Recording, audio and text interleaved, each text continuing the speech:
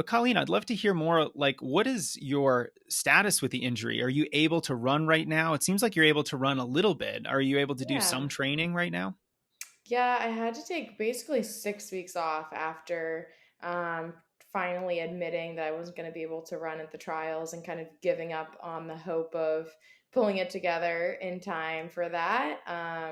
Pulled out of the trials, and then it was like, well, there's no use in continuing this cycle of being in pain, trying to push through it, getting to a point where I'm like, maybe I can work out, working out, having it blow up again, repeat the process. We were like, we just have to completely shut it down and let myself reset, completely rest. Did that for 3 weeks, tried to start running again. Didn't really go that well. So I went back into the recovery zone for another 3 weeks. And now I'm able to kind of actually get some running in again, which feels really good. It's slow and steady and painfully like one day on, one day off. Okay, now I can do 2 days on, one day off. Haven't run more than 6 miles at a time. Monday was my longest run, was 6 miles.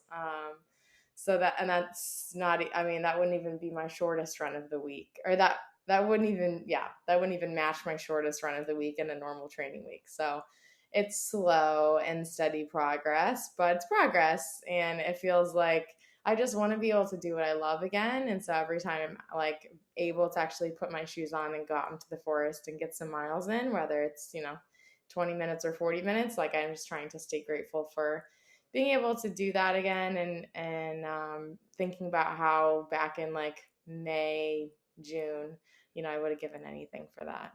Yeah, it's pretty amazing how a running injury will really make you appreciate just pain free running, as simple as Yeah. that. And every time you go out there and you have an enjoyable run, you think back to when you used to be injured and you start thinking to yourself, wow, this is actually really amazing. I'm having so much Mhm. fun. It's almost a celebration of what your body can do. And I think there's something special with that. Yeah, and it's such a simple thing when you think about it, like just running. Like, why is this so hard? It seems like such a simple thing, but I think there's like some beauty in that simplicity too, that it's just, yeah, just going out for a run. I do want to talk a little bit more about that recovery zone that you mentioned. And, I follow you on Instagram. You posted some crazy pictures of you undergoing some serious testing to help figure out what's going on with your injury. Can you talk a little bit about what kind of tests that you've had done and, all the different avenues for treatment that you're exploring? Yeah, so basically I started out in like March with some plantar fasciitis, and I was like, "Oh, I've had this before. I know this old beast. Like I kind of know what to do." Started seeing my PT here in Portland to get some manual therapy on it. Like took a little bit of time off, cross-trained, I'm like this won't take that long for it to calm down. But then it just would not go away. So we ended up doing a PRP injection in the plantar and taking 2 weeks off. That didn't help. So I did a cortisone injection because at this point it's like end of March and I'm like, I just got to get running again. Like trials are coming. So did cortisone. That didn't really help either. And then my plantar fasciitis turned into like a nerve problem in the bottom of my foot and in the calf. And so nerve issues tend to be a tricky beast. And not nearly as straightforward as like I found myself, longing for the days of like a simple stress reaction where it was just like, this is what it is, and this is the protocol. And, you just kind of like follow the steps and your bone heals and then you can get back to running. But nerve stuff is way more complicated than that. So, and it would just keep popping up in different places. Like sometimes popped up in my glute for a few days and then that calmed down and then it hurt in my foot the whole time. And then kind of a week before the trials, what finally took me out was it came up in my calf. And like the only thing I can explain is that my calf felt like it was going to explode for like 3 days. It was like extreme pressure in the calf. And that wasn't ended up what kind of took me out. But so afterwards, yeah, just like tried to, okay, unravel. Now that we have some time, let's like unravel what all is going on and see if we can find like a real solution. So the USOPC, the United States Olympic and Paralympic Committee, set me up with a team of doctors in Houston, Texas, at the Texas Children's Hospital. I don't know why it's a children's hospital they work out of, but they see professional athletes too. And we did a bunch of testing, nerve testing, and got 3 different MRIs done. I even got blood work done, talked to a dietitian, talked to a couple PTs, and then the like head doctor there.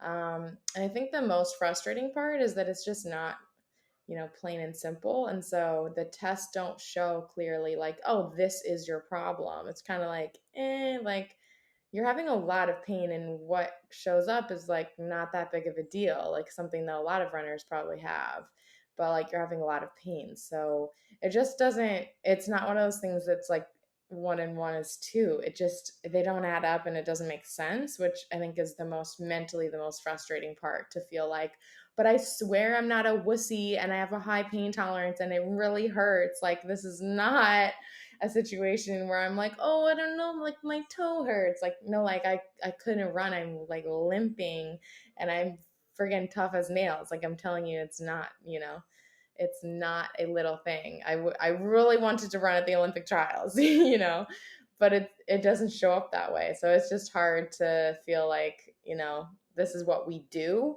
when we still don't really know why it all kind of unraveled.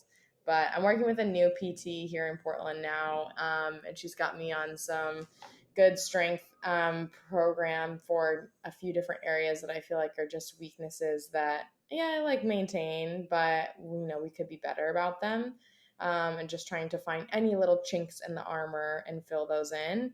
And who knows, maybe it was just the accumulation of all these little chinks that ended up, after years of training, and honestly years of overtraining, probably all those little chinks just, ended up taking me out. So, but I think the overtraining piece is a big part of this too, feeling like I've been working too hard and pushing through things for so long, and dealing with small injuries that turn into bigger injuries for so long, that I probably did need that really hard reset to just be like, okay, I can't do that anymore. I have to, that only works for so long. And you do see it working sometimes, where you can like push through things, but they just accumulate, and you don't just get rid of them. They're still there. They're lurking in the background, if you don't really take care of it. So I honestly think that's probably what I ended up dealing with. And the only reason or only way to solve that was just to take a bunch of time off and let the body reset, and then